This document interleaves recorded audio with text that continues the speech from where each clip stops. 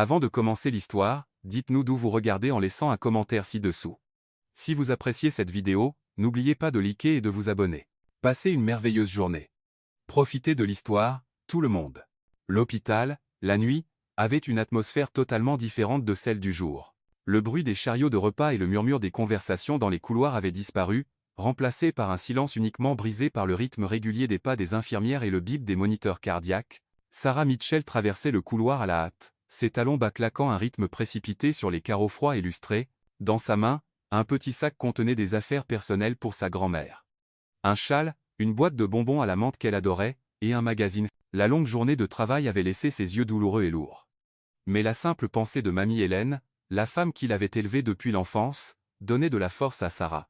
Plus tôt dans l'après-midi, sa grand-mère était tombée, se foulant le poignet et se cognant la tête. Le médecin avait dit que ce n'était pas grave, mais en raison de son âge, ils avaient décidé de la garder en observation pour la nuit.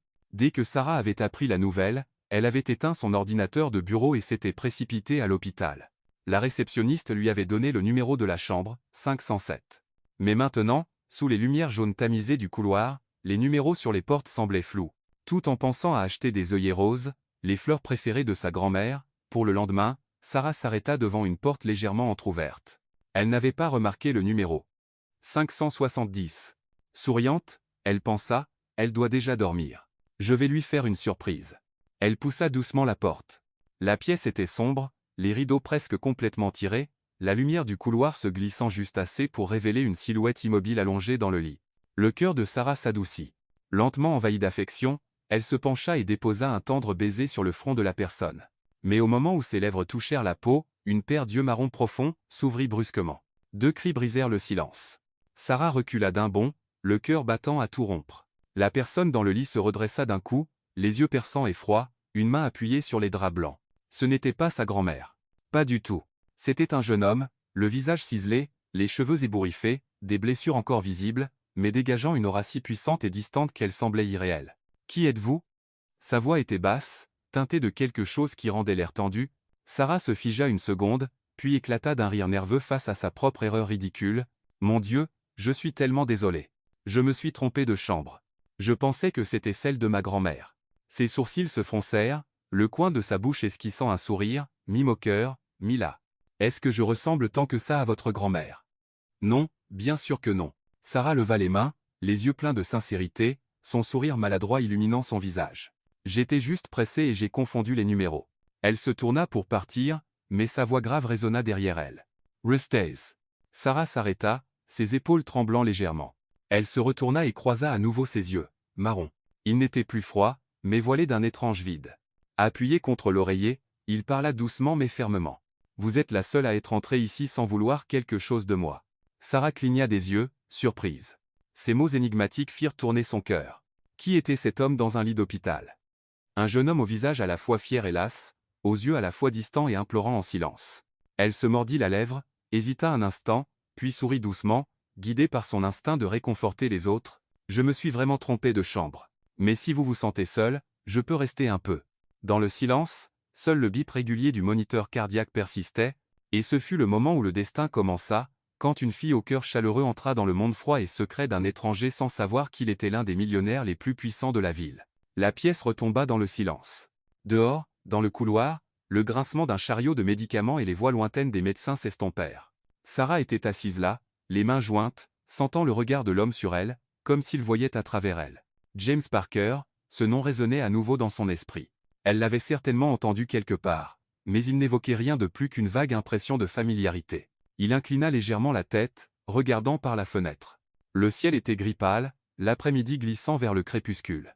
Ça peut sembler étrange, dit James, sa voix basse et stable, mais au cours du dernier mois, beaucoup de gens sont passés par cette porte. Sarah cligna des yeux. Alors, vous n'êtes pas vraiment seul, n'est-ce pas? Il esquissa un sourire fragile, comme du verre. La solitude ne dépend pas du nombre de personnes autour du lit. C'est le fait qu'aucune d'entre elles ne veut vraiment rester. Sarah ne dit rien. James continua, son ton mesuré. Chaque matin, un assistant vient avec des rapports. Il reste exactement 10 minutes, lise les chiffres, pose quelques questions et partent. L'après-midi, quelques cadres passent avec des fleurs. Cependant, chaque bouquet porte le logo de l'entreprise, utilisé pour des photos envoyées à la presse. Les clients, les partenaires, ils viennent juste pour dire la même phrase vide. Bon rétablissement. Il fit une pause, expirant lentement. Même mon père. La seule fois où il est venu, c'était pour demander quand je serais de retour dans la salle du conseil. Sarah fronça légèrement les sourcils. Elle était habituée à l'image de sa grand-mère entourée de parents bruyants et affectueux. En comparaison, l'histoire de James semblait insupportablement froide, on dirait plus une parade qu'une visite à l'hôpital, remarqua-t-elle, une touche d'ironie dans la voix. Cette fois, James rit vraiment, et cela semblait sincère. Exactement. Une parade, et je suis la statue de cire dont tout le monde prétend se soucier. Ses yeux devinrent distants. Hier soir, je suis resté allongé ici à fixer le plafond, souhaitant que quelqu'un entre et s'assoie. Sans papier, sans parler d'argent, sans exigence, juste pour écouter. Je pensais que ça n'arriverait qu'en rêve. La pièce redevint silencieuse.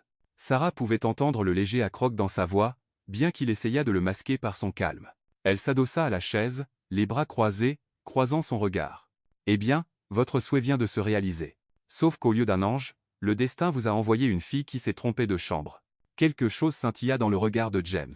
Il l'observa un instant, puis sourit faiblement. Le destin a un drôle de sens de l'humour. Tant mieux. Ça nous va bien.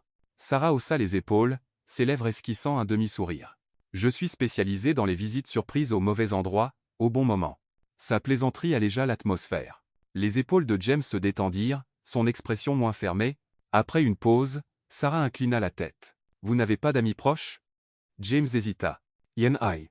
Mais dans mon monde, les amis et les partenaires d'affaires ont tendance à se confondre. Quand je suis fort, ils viennent partager les profits. Maintenant que je suis ici, ils viennent s'assurer que je ne quitterai pas mon poste. Aucun d'eux ne reste simplement parce que je suis James. Juste un homme ordinaire. Sarah écouta, la poitrine serrée. L'homme devant elle avait tout ce dont la plupart des gens rêvent. La richesse, le pouvoir, le statut. Pourtant, ce qui lui manquait était vraiment simple, quelqu'un qui se soucie vraiment. Elle posa son menton sur sa main et parla lentement. Vous savez, ma grand-mère dit toujours. La personne la plus riche est celle qui n'a jamais à manger seule. James la regarda, surpris. C'est une belle phrase. Elle en a plein d'autres. Je peux vous en raconter si vous êtes prêt à écouter. J'ai toute la nuit, répondit-il, sa voix nettement plus douce maintenant. Sarah rit et se leva. Eh bien, pas moi. Je dois aller dans la vraie chambre de ma grand-mère. Vous savez, une visite erronée suffit pour qu'elle la raconte pendant les 10 prochaines années. James inclina la tête, une lueur de regret dans les yeux. Vous reviendrez, n'est-ce pas? La question lui échappa, non plus d'un PDG composé, mais d'un homme s'accrochant à l'espoir. Sarah s'effilla. Son cœur ressentit une légère douleur, mais elle ne le montra pas. Elle sourit simplement, ses yeux chaleureux et brillants. Si vous promettez de ne pas me faire signer un contrat, alors peut-être que je reviendrai. James l'étudia, puis hocha lentement la tête. Je promets.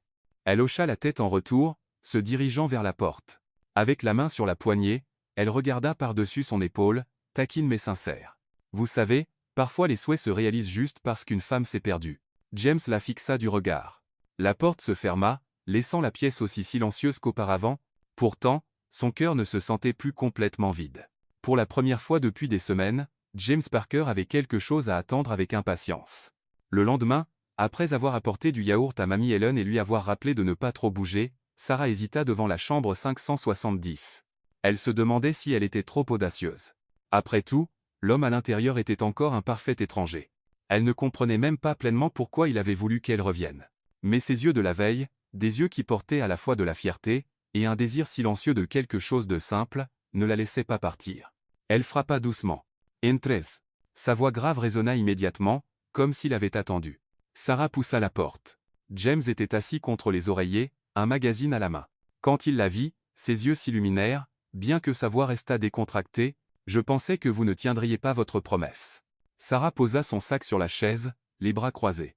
Si vous doutez encore de moi, la prochaine fois, je commencerai à facturer les visites. Il rit. Un vrai rire cette fois, pas forcé.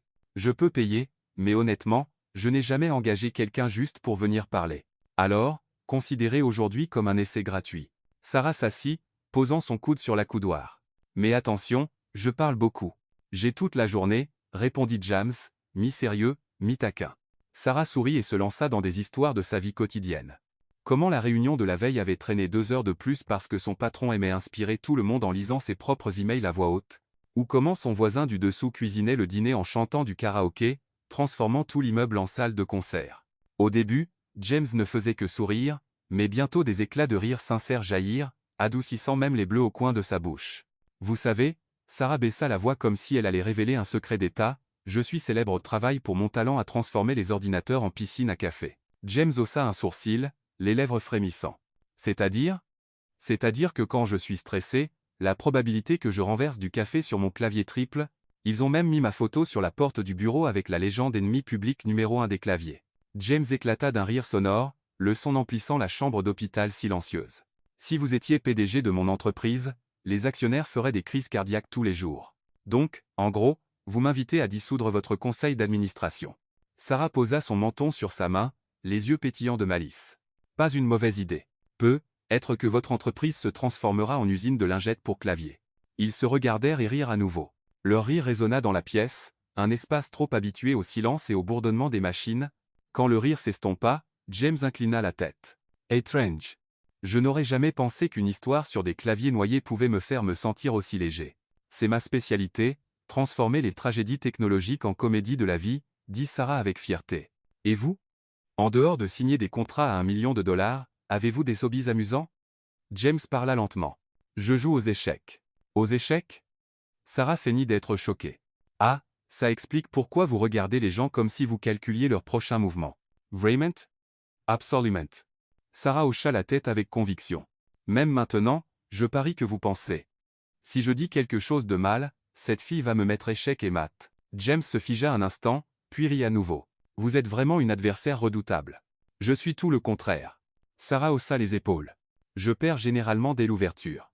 J'oublie toujours que le cavalier se déplace en L. Dans ma tête, il préfère bouger en S pour un flair artistique. Ils éclatèrent de rire à nouveau. La conversation continua.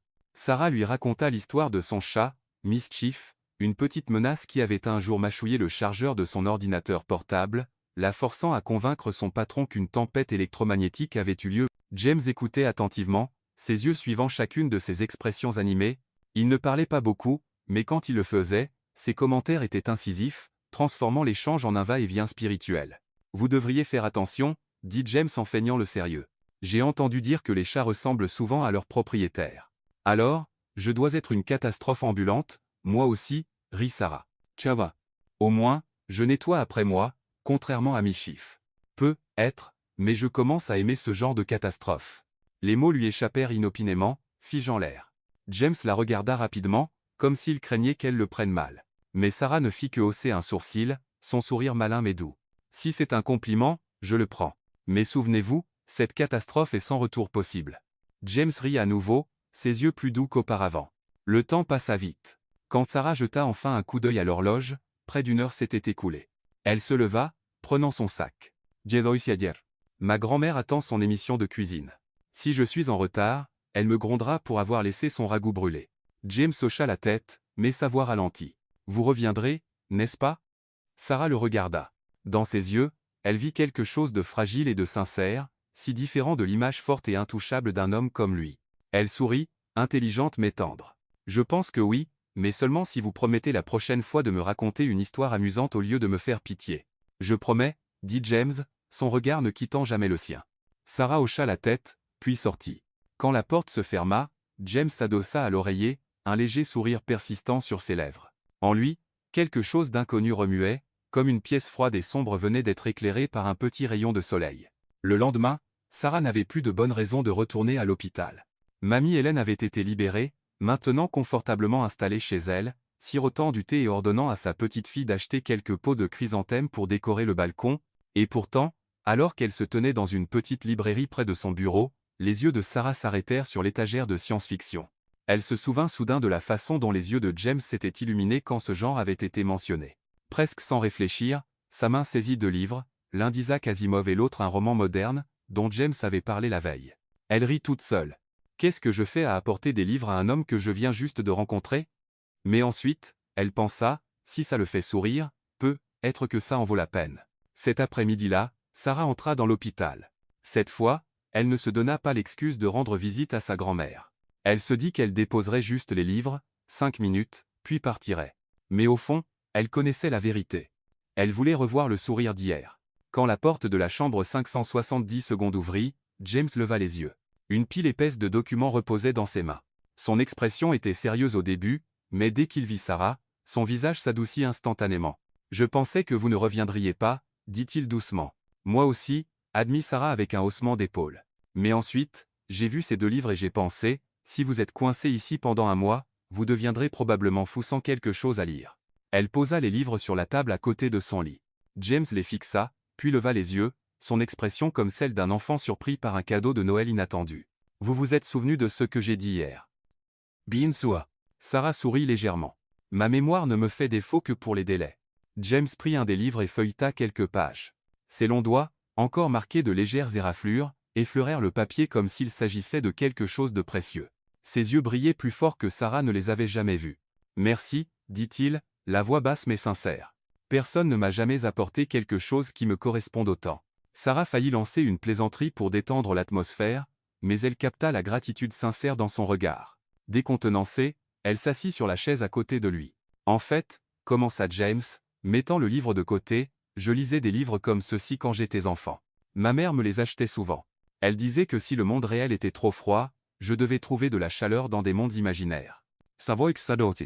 Mais elle est partie tôt. Après ça, personne ne s'est soucié de ce que j'aimais lire. Tout ce qui les intéressait, c'était ce que j'étudierais, comment j'hériterais de l'entreprise. » Sarah restait silencieuse. Elle n'interrompit pas, se contentant d'un petit hochement de tête, ses yeux pleins de sympathie. Après un moment, elle parla. « J'ai grandi avec ma grand-mère. Ma mère travaillait à 2 emplois pour m'élever. Mon père, il est parti quand j'avais 6 ans. Mamie était à la fois ma mère et ma grand-mère. Elle me racontait des histoires, de toutes sortes, des contes de fées aux petites maximes que je me rappelle encore aujourd'hui. » Elle sourit doucement. Un jour, je lui ai demandé, « Mamie, pourquoi les gens riaient de mes histoires idiotes ?» Elle m'a dit, « S'ils ne rient pas, c'est là qu'il faut s'inquiéter. Si tu fais rire les gens, ça veut dire que tu leur as déjà donné de la joie. » James l'observa en silence. Elle ne dramatisait pas, ne semblait pas amère. Sa voix était calme, légère, mais rayonnante. Il réalisa soudain que sous l'humour et la légèreté de Sarah se cachait une chaleur rare et stable. « Votre grand-mère était sage, » murmura James. « C'est elle qui m'a appris que la perte n'est pas toujours mauvaise. Elle nous enseigne à valoriser ce qui reste. » Pendant quelques secondes, aucun d'eux ne parla. Mais le silence n'était pas gênant. Il ressemblait à une profonde respiration, suffisante pour qu'ils ressentent tous 2 une nouvelle connexion. Sarah se leva soudain et marcha vers la fenêtre. Elle écarta le rideau, regardant les lumières de la ville scintiller. « Vous pensez parfois que ces lumières sont comme des histoires non racontées?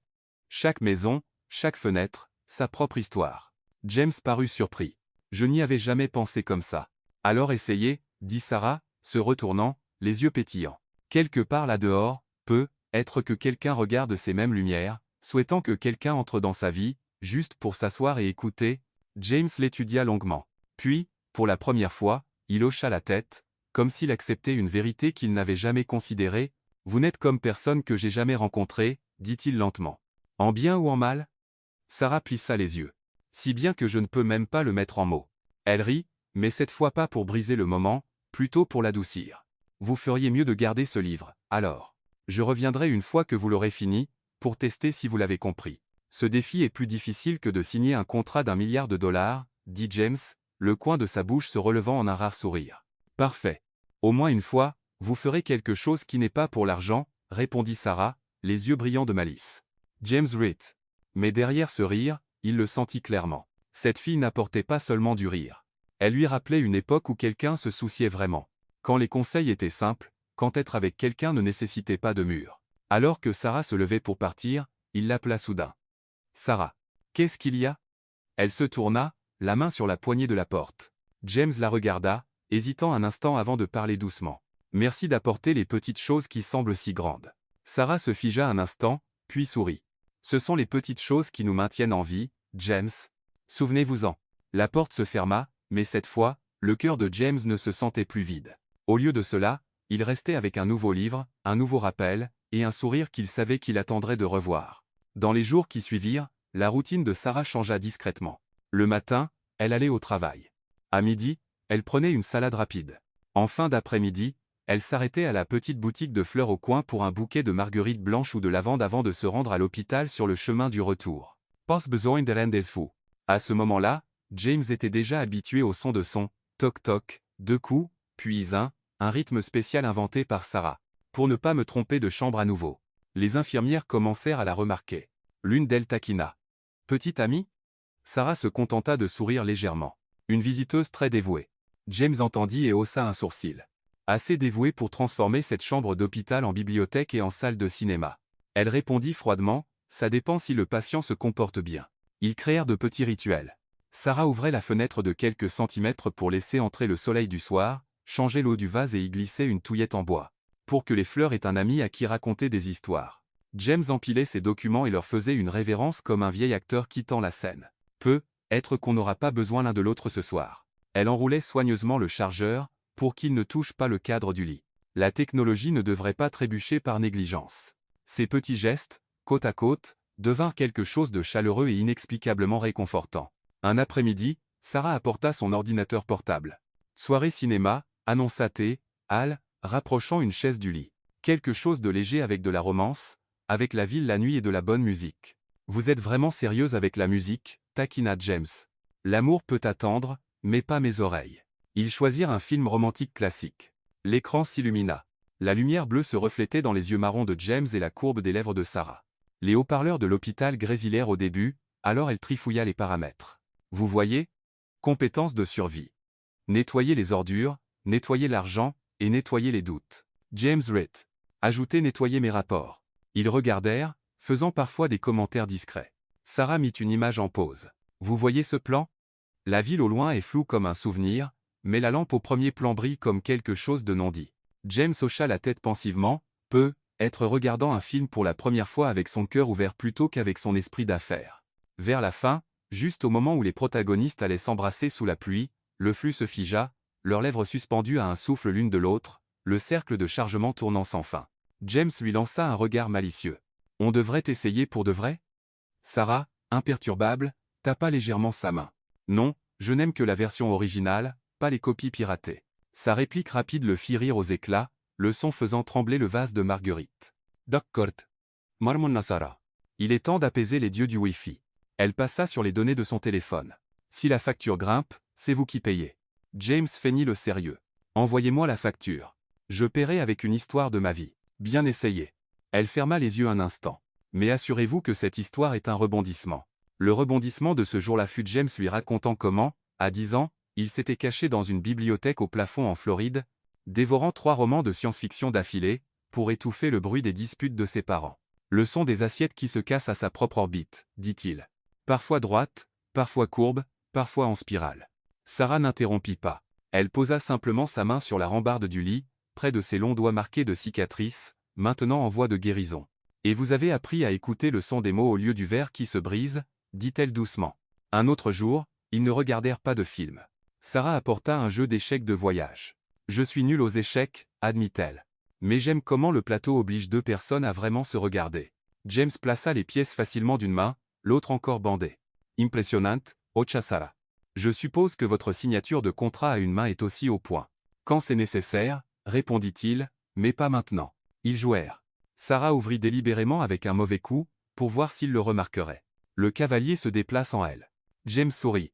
Vous l'envoyez en S. S pour surprise, mais ici, cligna-t-elle de l'œil. Un endroit où vous n'avez pas besoin de suivre les règles pour vous amuser. James contre-attaqua, capturant un fou, puis fit une pause. Vous donnez envie aux gens de briser plus de règles qu'ils ne le pensaient possible. Seulement celles qui ne font de mal à personne, répondit Sarah.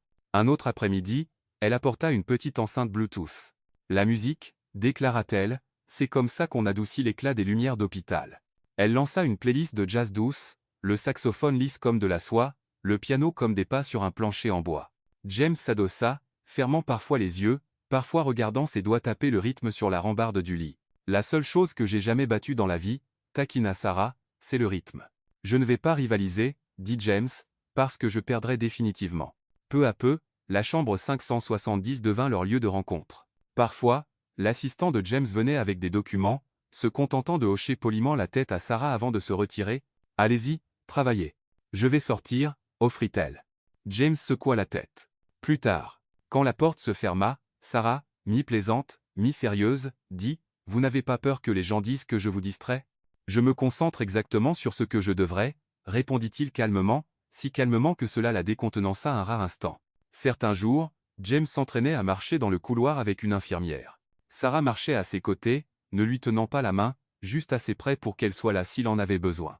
1, 2, arrêtez, respirez, coachait-elle. N'essayez pas d'avoir l'air fort. Vous avez le droit d'être faible quand vous êtes patient. James baissa les yeux, puis les releva vers elle. Et si je tombe? Alors je vous rattraperai, répondit Sarah instantanément, comme un réflexe. Puis elle sourit. Et si je ne peux pas, j'appellerai tout le couloir à l'aide. Vous n'êtes jamais seul. Cette dernière phrase résonna dans son esprit longtemps dans la nuit. Un soir, la pluie bruissait contre la fenêtre. Sarah lui raconta comment mamie Hélène avait fait pousser une plante de scarabée à partir d'une seule feuille. Elle disait, la voix de Sarah se mêlait comme du thé en infusion, tout commence par quelque chose de très petit. Une feuille, une question, un coup à la porte. James demanda, et vous? De quelle petite chose avez-vous commencé? Un hochement de tête, répondit Sarah. Quand vous m'avez dit de rester. Ils restèrent silencieux longtemps. La pluie tapait doucement, et les lumières du couloir s'étiraient. Sarah vérifia sa montre. Demain, j'ai une présentation.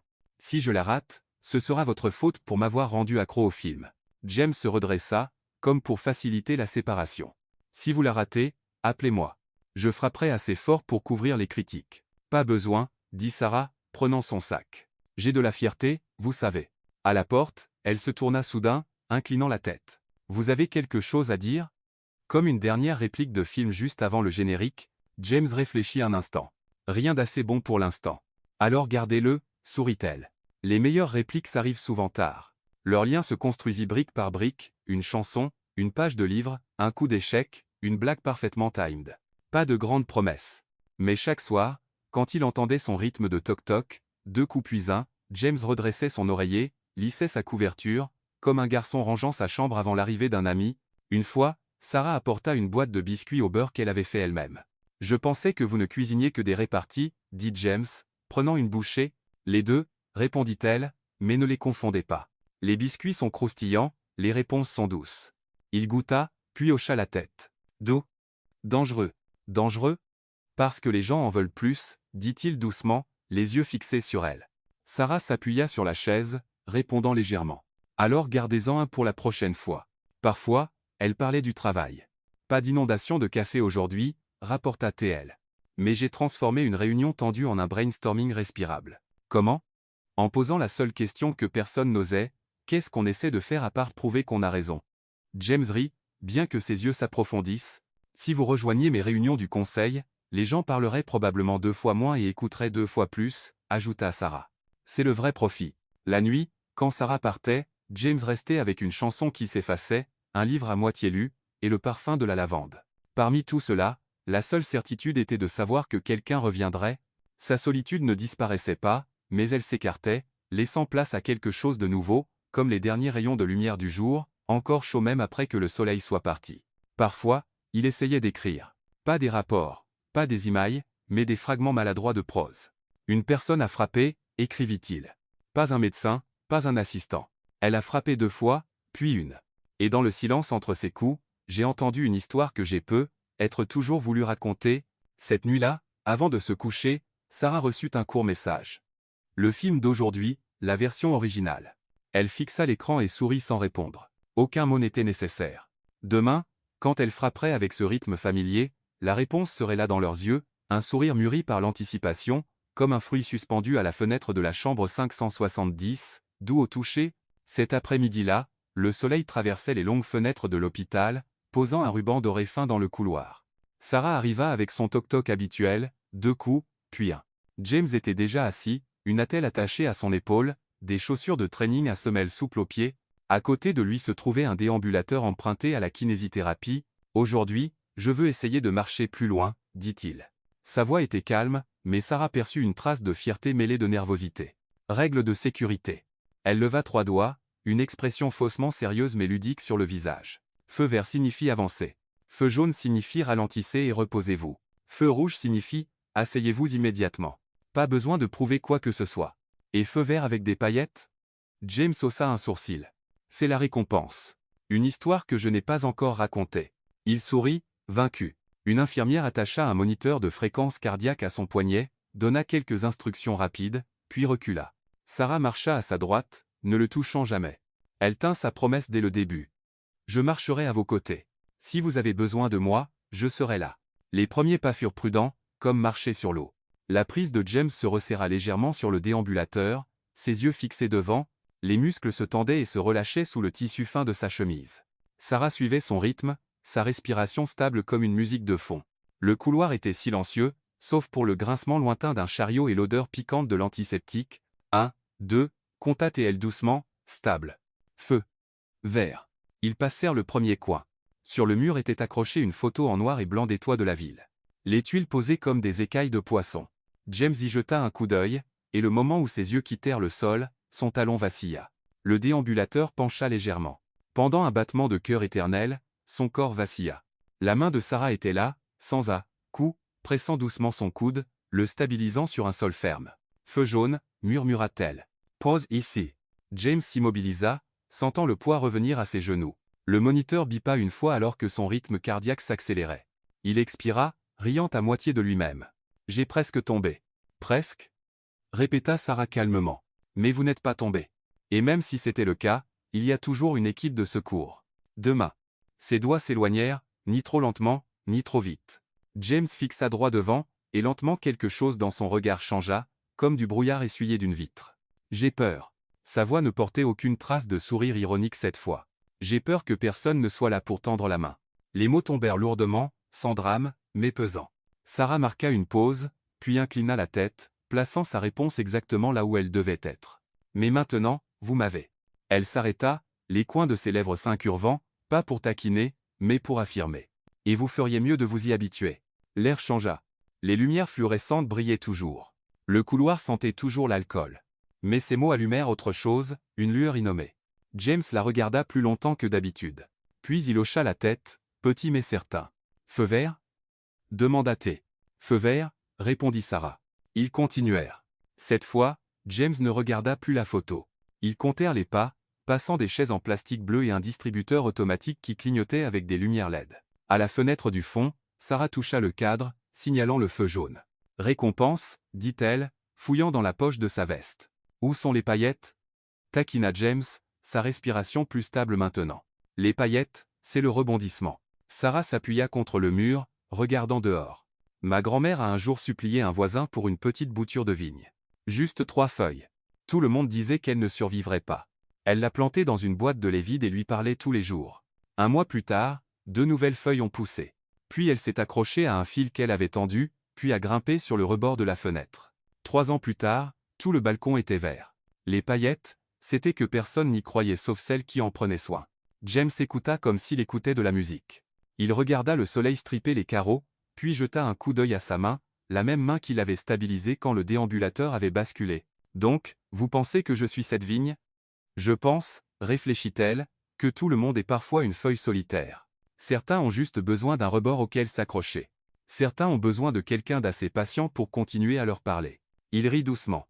Donc, en gros, j'ai besoin d'histoires quotidiennes. Qui n'en a pas besoin? Sarah haussa les épaules. La seule différence, c'est si les gens l'admettent.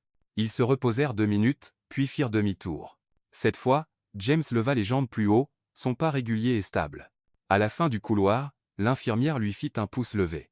Le moniteur bipa de nouveau dans la zone verte. Feu vert, pensa Sarah, souriante. Record d'aujourd'hui, passer le distributeur automatique, annonça-t-elle solennellement, comme si elle rapportait un sprint.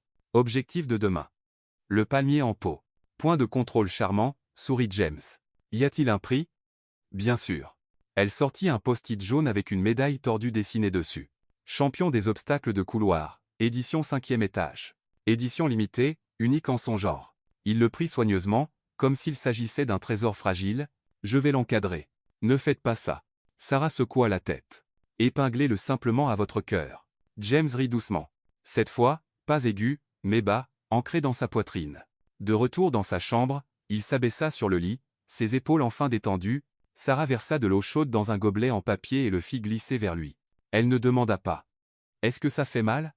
Elle avait appris que certaines questions ne faisaient que rappeler la douleur. À la place, elle demanda, qu'avez-vous appris aujourd'hui? James réfléchit, jetant un coup d'œil au reflet dans la vitre. Un homme en vêtements de patient et une femme en veste fine, légèrement inclinée, ses yeux brillants, que presque tomber n'est pas tombé, dit-il. Et si je tombe, il y aura une main. Sarah hocha la tête, comme une professeure vérifiant la bonne réponse. Bien, presque un score parfait. Presque, taquinate. Parfait, c'est quand vous le direz sans que je vous le rappelle. Il se tut, puis sourit, les lèvres serrées. Pendant un moment, le silence s'étira entre eux, non pas par manque de mots, mais parce que tout ce qui était nécessaire avait déjà été dit. Sarah sortit un bonbon à la menthe de sa poche et le posa sur la table. Médicament anti-mélancolie, goût menthe. James le regarda, et, pour la première fois, sourit comme un garçon de 10 à 7 ans. Sarah, appela-t-il, juste au moment où elle allait se lever. Pourquoi continuez-vous à revenir? Elle ne se déroba pas. Ne détourna pas avec une blague. Elle répondit, comme si elle posait une brique de plus sur un mur en reconstruction. Parce que je veux. Pas par pitié. Pas par curiosité. Je veux être ici. Juste quand vous avez besoin de quelqu'un sans aucune raison. Le moniteur bipa un peu plus vite. Sarah jeta un coup d'œil à l'écran et haussa un sourcil. Vous voyez, même la machine adore le drame. James rit, secouant la tête. Vous viendrez demain?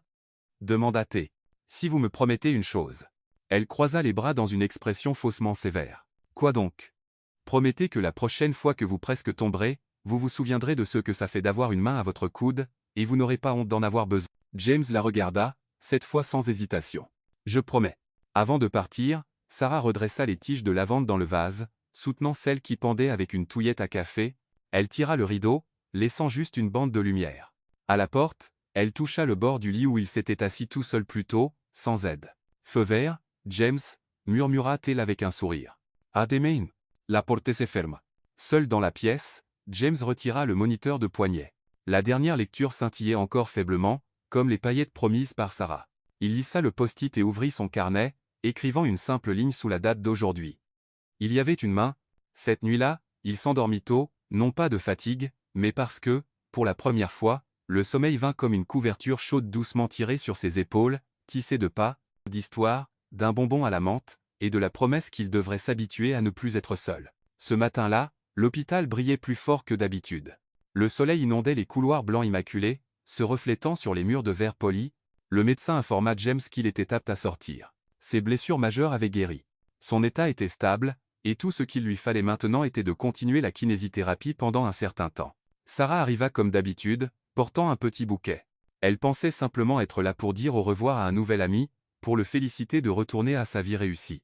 Dans son esprit, James était un homme accompli et aisé avec un certain statut. À quel point, elle ne l'avait jamais demandé ni ne s'en souciait. Quand elle entra dans la pièce, elle le trouva en train de plier soigneusement les vêtements d'hôpital, ses mouvements l'emmenaient décidé.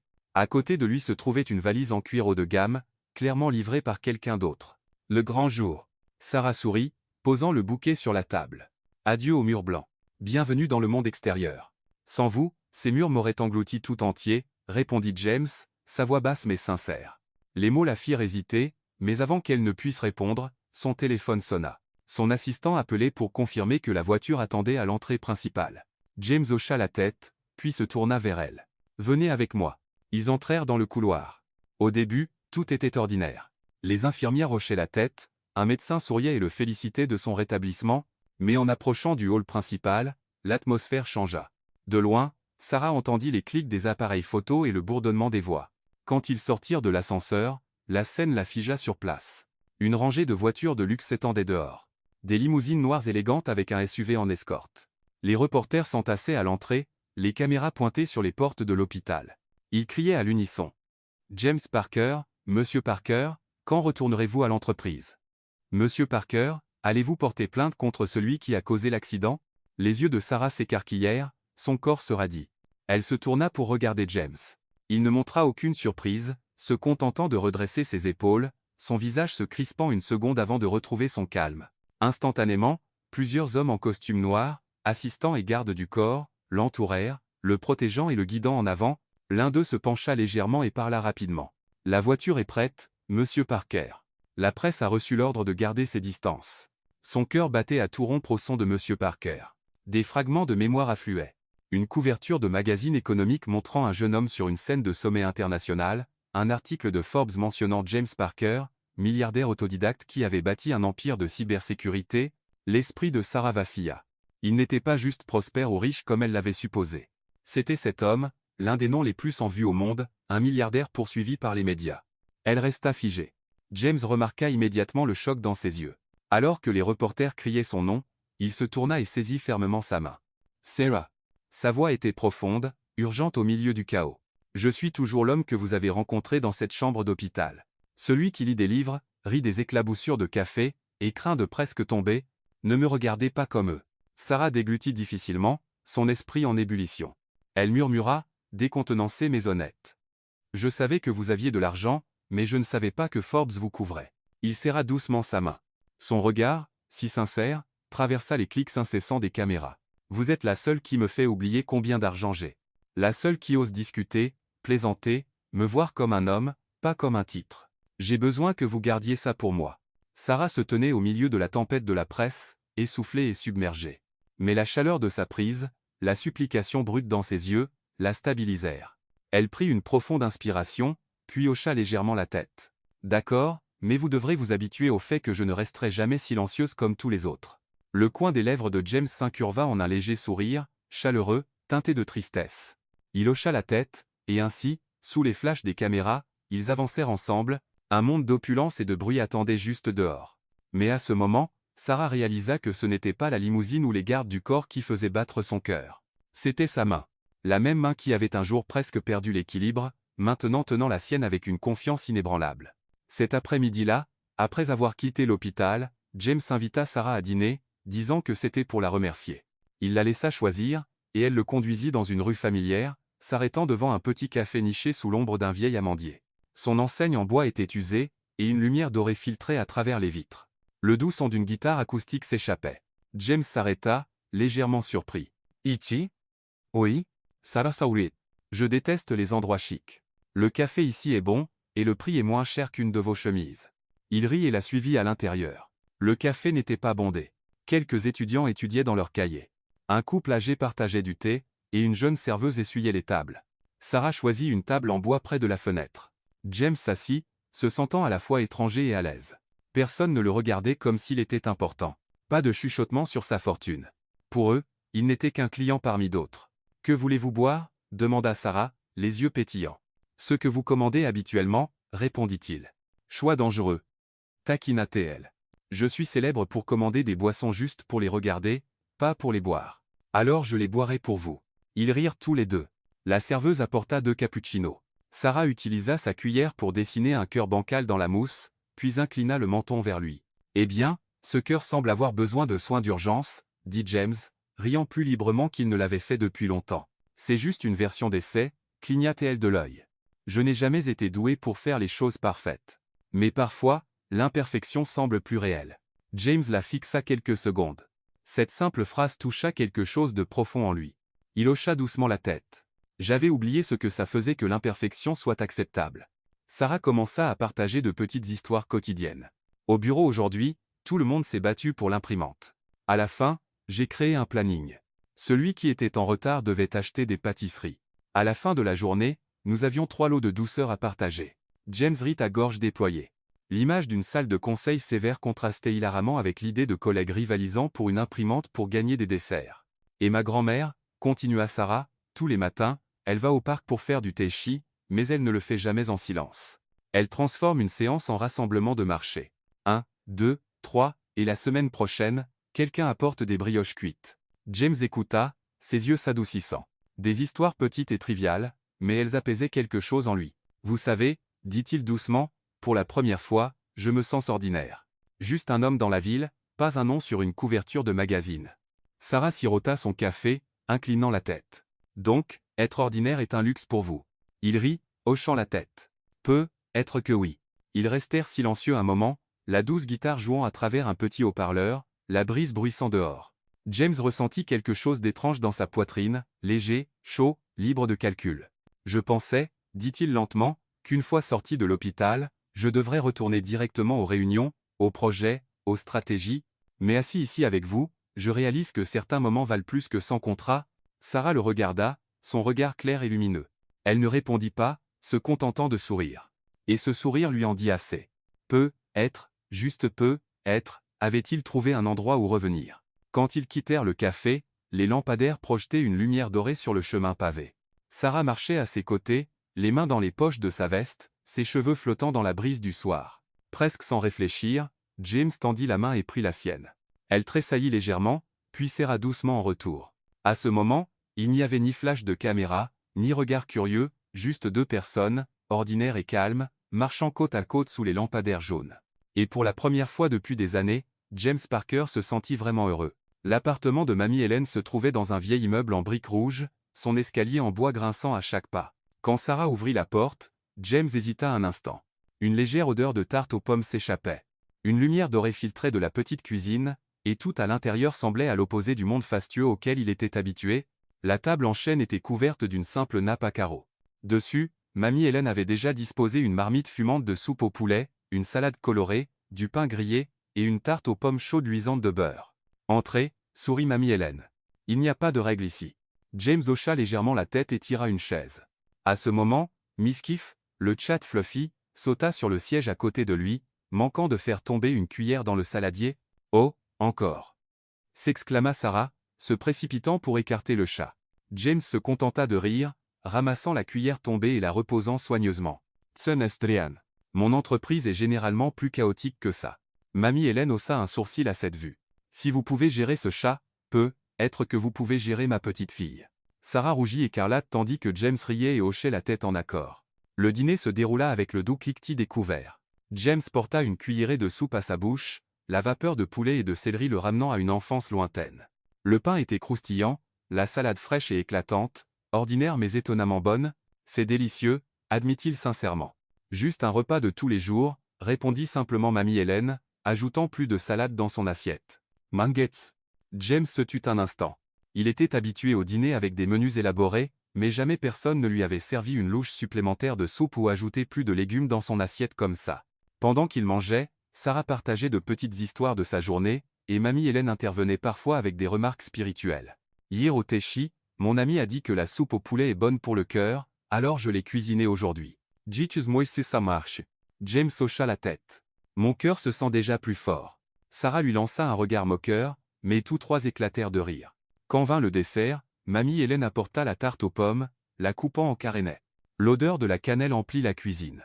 James prit une bouchée, juste assez sucrée, chaude jusqu'à sa poitrine. « C'est la meilleure tarte aux pommes que j'ai jamais mangée, » dit-il sincèrement. « Si vous êtes libre, repassez, » répondit Mamie Hélène, son ton calme, comme si elle était déjà habituée à avoir des invités à sa table. James se figea légèrement. Ce n'était pas une invitation grandiose ou une phrase lourde, juste une simple ligne, mais dans sa poitrine, elle résonna comme un accueil qu'il n'avait pas entendu depuis des années. Après le dîner, ils restèrent tous trois autour de la table avec des tasses de thé à la camomille. Dehors, par la fenêtre, les lumières de la ville scintillaient. Mischief s'était endormie, roulée en boule sur une chaise.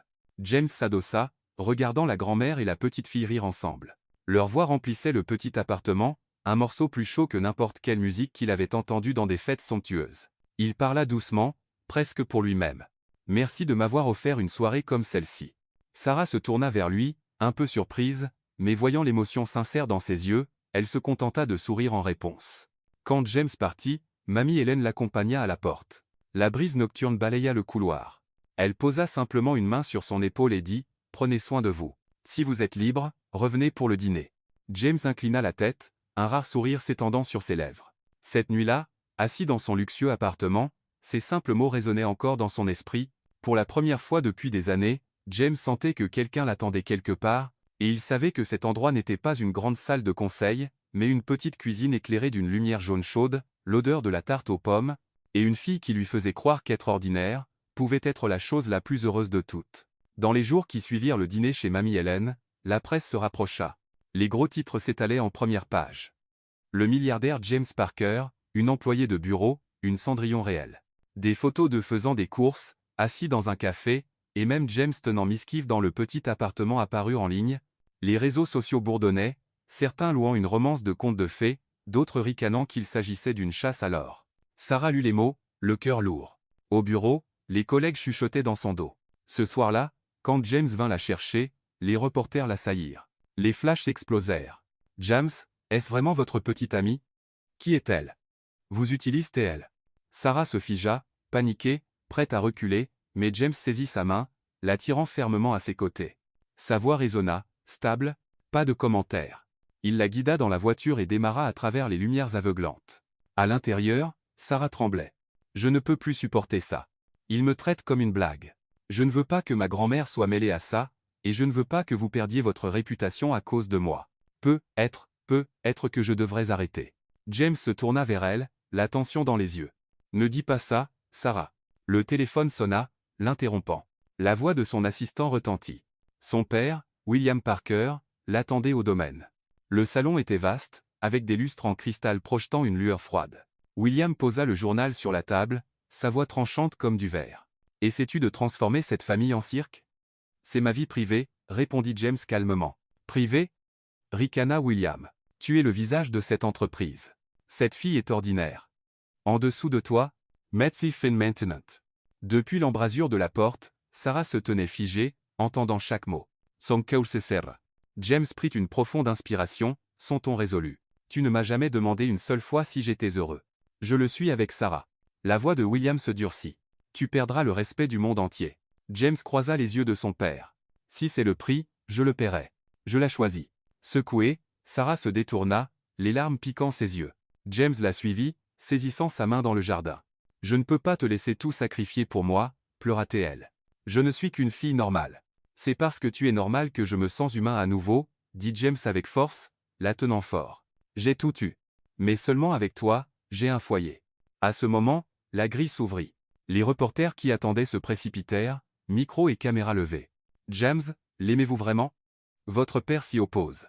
Allez-vous mettre fin à ça ?» James attira Sarah dans ses bras, la protégeant, les yeux fixés fermement sur les caméras. « Oui, je l'aime. Elle ne veut pas de mon argent. Elle me donne ce que personne ne peut acheter, la paix et une famille. » La foule c'est tout un instant. Sarah leva les yeux, et dans les siens, elle ne vit que de la certitude. Au loin, le visage de William était rigide, mais il ne dit rien. Sarah murmura, tremblante. « James ?» Il se pencha près, murmurant contre son oreille, défiant chaque regard. « Personne ne te prendra à moi. Ni mon père, ni la presse, personne. » Et à ce moment, au milieu de la tempête, James Parker n'était plus le milliardaire froid.